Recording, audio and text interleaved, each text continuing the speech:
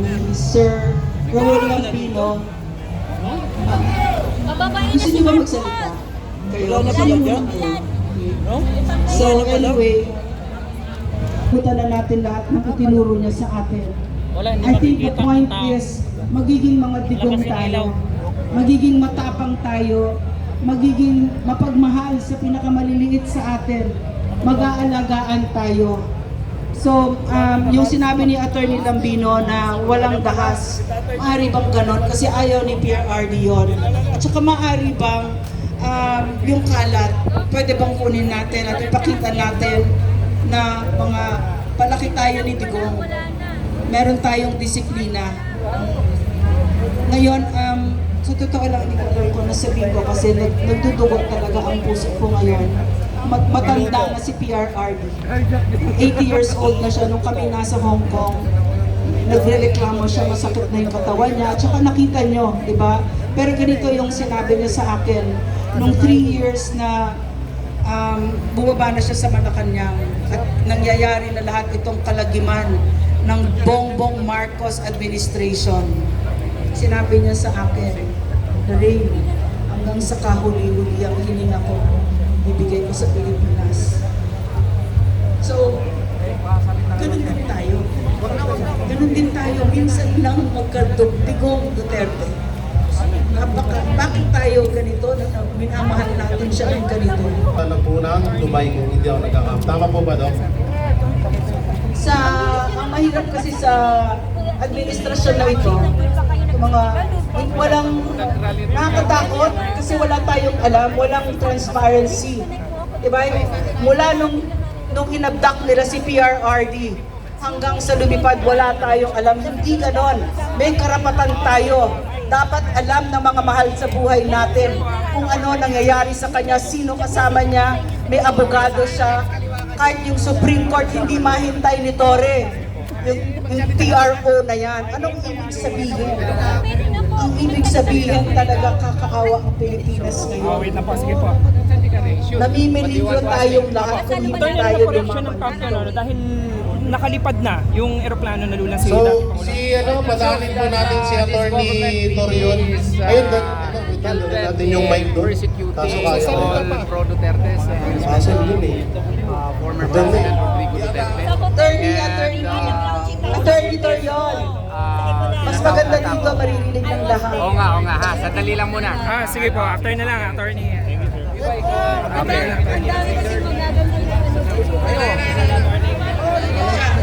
Si Attorney Torion.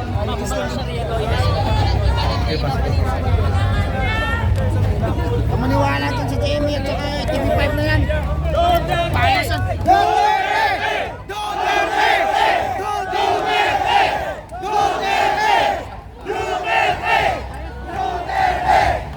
Bismillahirrahmanirrahim. Alhamdulillahi Rabbil Alamin. Assalamualaikum warahmatullahi wabarakatuh.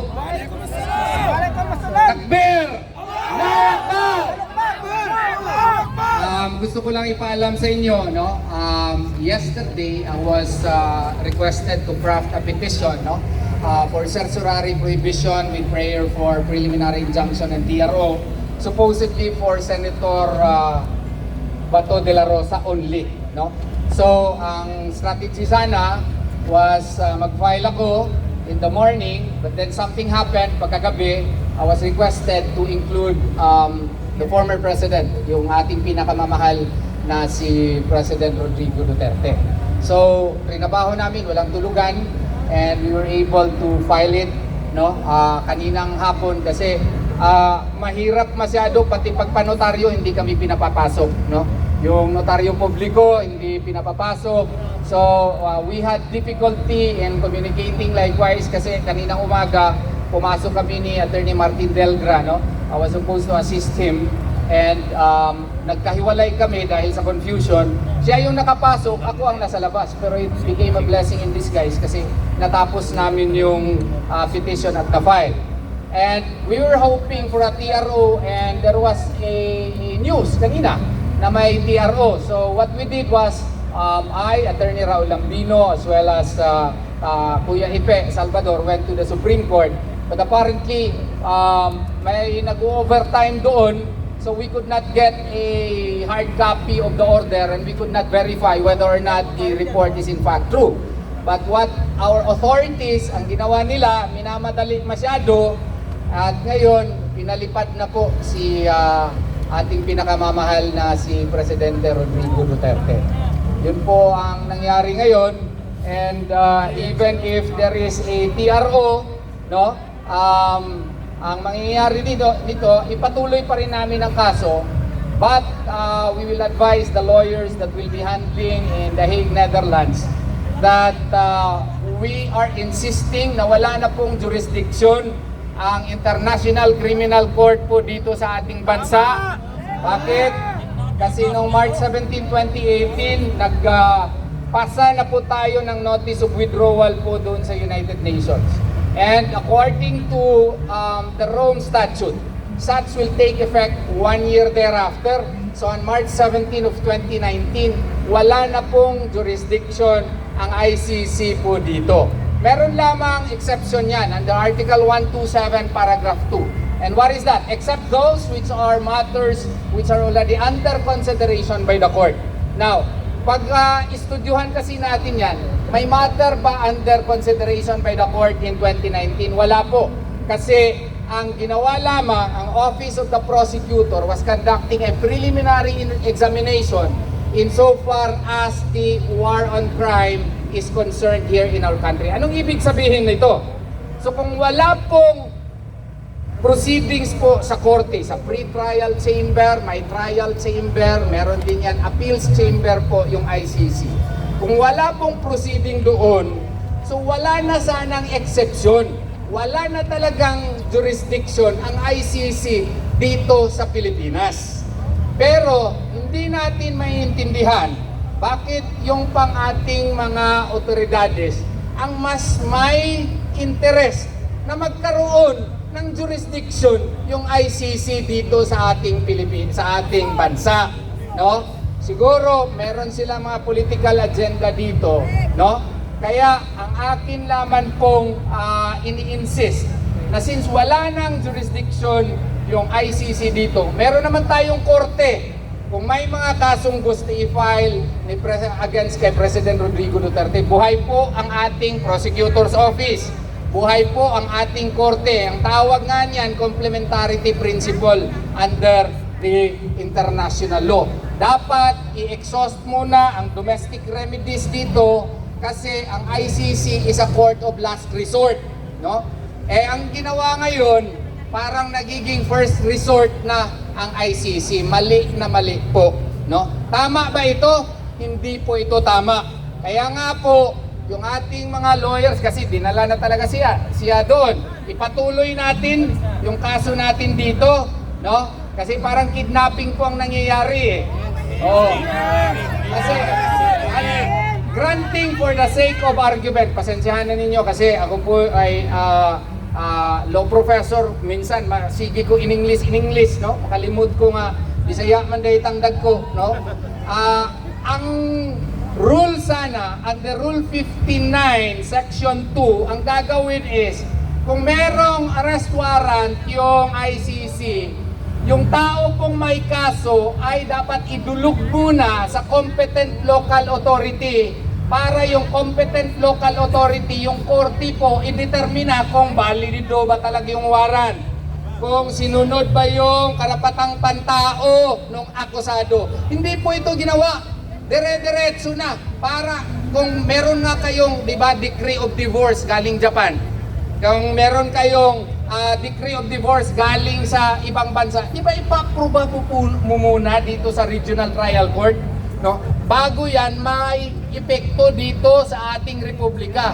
Yun din sana ang ginawa doon kung totoo yung warrant of arrest na hindi ko nga nakita yung hard copy eh. Oh. So dapat i-sinubject muna yung tao to the jurisdiction of a competent local authority para makita kung tama ba na kaso yun, siya ba talaga yung covered ng warrant na yun at sinunod ba niya yung mga karapatang pantao po ng ating pinakamamahal na Presidente Rodrigo Duterte. Hindi ginawa yun. Pero i-raise ito doon din sa Hague, Netherlands. So may posibilidad po na kung hindi ito sinunod, baka yung Hague, Netherlands naman ang mag-repatriate, mag-order mismo na ibalik dito si Presidente Rodrigo Duterte kasi hindi po sinunod yung kanilang batas.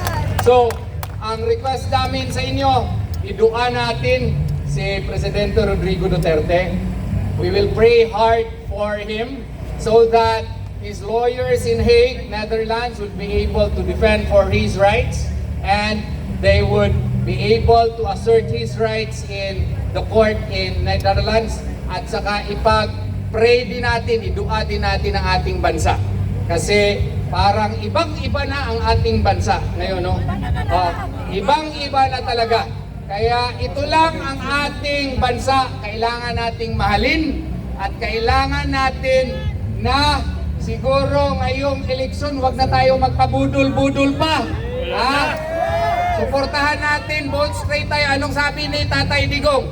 Yung mga senador niya dapat botohan natin lahat. Ha?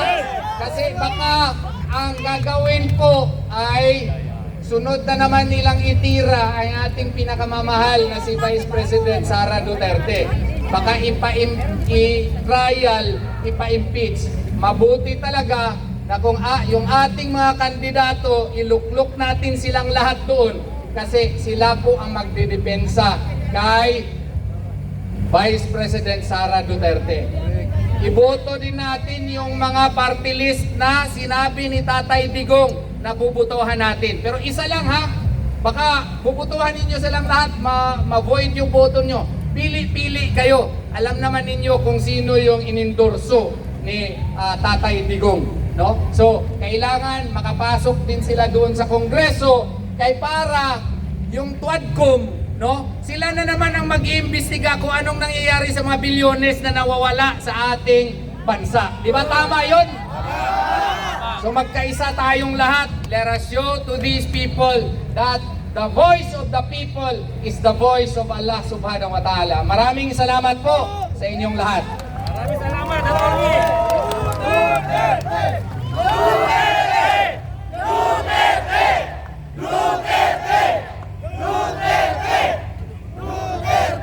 Magandang gabi sa ating lahat.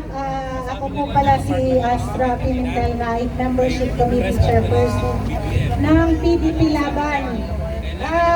Kinailangan ko lang magsalita kasi meron tayong panawagan. Diba nasabi nila kanina ni Kuya Jay na nakalipad na si Pangulong Duterte papunta ng Dubai kasi kailangang mag-refuel dahil maliit yung eroplano.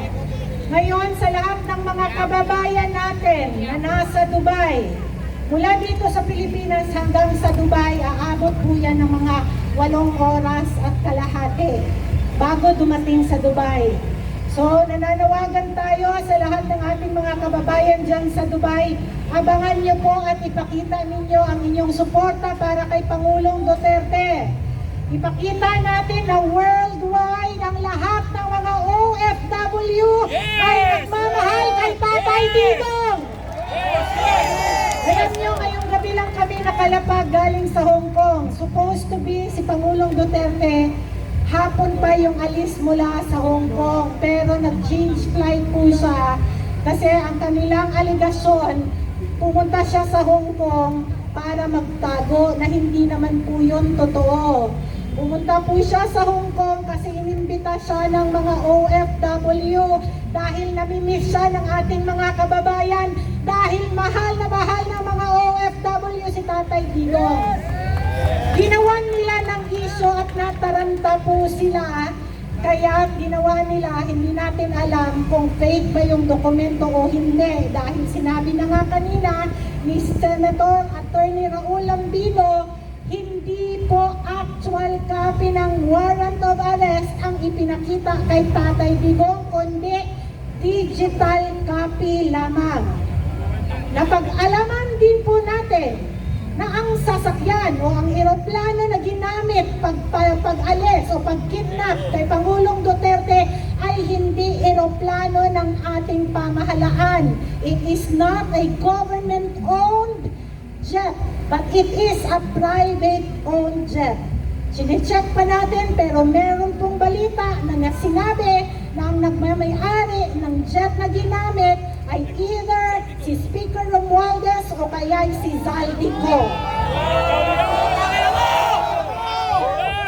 Bakit umayag ang ating mga kapulisan at ang ating militar na dadalhin si Pangulong Duterte sa ibang bansa gamit ang pribadong eroplano? Kung ito ay dapat jet o kaya ay eroplano ng pamahalaan kung ito ay legal na gawain. Pero dahil na kidnapping itong ginawa nila, pribadong eroplano. Sinabi ko kanina, allegedly, baka mamaya hulihin niyo ako, sasabihin niyo naman ako'y nag-fake news. Sinecheck pa po natin dahil ito ang ating balita na natanggap. Pribado ang eroplano. Ngayon, 8 oras mula ngayon, makakarating ng Dubai. Panawagan natin sa lahat ng ating mga kababayan na nandyan sa Dubai. Kung mahal ninyo ang Pilipinas, kung mahal ninyo si Tatay Digong, at alam nyo na ang future ng ating bansa ang nakasalalay dito, lumabas kayo at iparamdam ninyo sa Dubai government at sa buong mundo na hindi natin sinasang-ayunan ang ginawa ni Bongbong Marcos kay President Duterte. Ito ang natatanging window natin. Pagdating po sa Dubai, in 8 hours, meron pong 8 oras na magli-layover bago ito dadalhin sa Netherlands. Panawagan natin, pumunta tayo sa harap ng Supreme Court. Naniniwala tayo na mga matatag, mabubuti at credible ang ating mga nasa Korte Suprema. Doon natin iiyak sa harap ng Korte Suprema ang ating kagustuhan bilang mamamayan na si Pangulong Duterte ay ibalik sa Pilipinas. Payag ba kayo? Lumipat tayo ngayon sa Supreme Court. Sa harap ng Korte Suprema, bantayan natin kung ano ang magiging desisyon. Naniniwala ako na ang ating mga huskom, ang ating mga justices ay tama ang kanilang puso. Pinili sila hindi lamang ng taong bayan, kundi pinili sila ng Diyos na malagay dyan sa kanilang pwesto. Everything is according to the appointment of God Almighty. Kung kaya't tayong mga kababayan, tayong mga Pilipino ay pumunta sa Korte Suprema at abangan natin ang paglabas ng PRO. Dahil ito ang ating panalangin.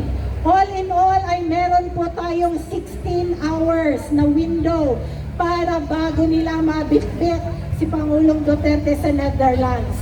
Magkasama ba tayo dito? Lahat ng Pilipino, wag na kayong matulog. Pumunta tayo sa harap ng Korte Suprema at ipanawagan natin, ibalik si Tatay Digong sa Pilipinas. Ibalik si Tatay Digong sa Pilipinas. Ibalik si Tatay Digong sa Pilipinas. Ang pagmamahal ng taong bayan kay Tatay Digong ay hindi para sa kanya personal. Ang pagmamahal natin kay Tatay Digong ay para sa taong bayan dahil siya ang nagpakita sa atin ng tunay na pagmamahal. Siya ang nagturo sa atin kung paano natin dapat mahalin ang Pilipinas. Mahal ba natin ang Pilipinas? Mahal ba natin ang Pilipinas? Mahal ba natin ang Pilipinas? Mahal mo ba ang iyong katabi? Sabihin mo naman sa katabi mo, guwapo ka at maganda ka. At higit sa lahat, sabihin mo sa katabi mo, maisog ako! Maisog ako! Matapang ako! Matapang ako! Hindi ko ibibigay ang Pilipinas sa mga dayuhan! Hindi ko ibibigay ang Pilipinas sa dayuhan! Mabuhay ang Pilipinas! Mabuhay! Mabuhay si Tatay Digong! Mabuhay! Mabuhay ang mga Pilipino! Mabuhay! Mabuhay ang mga OFW!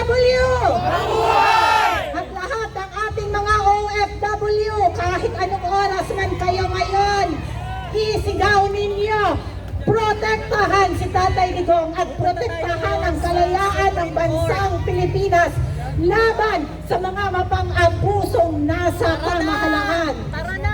Ngayon naman,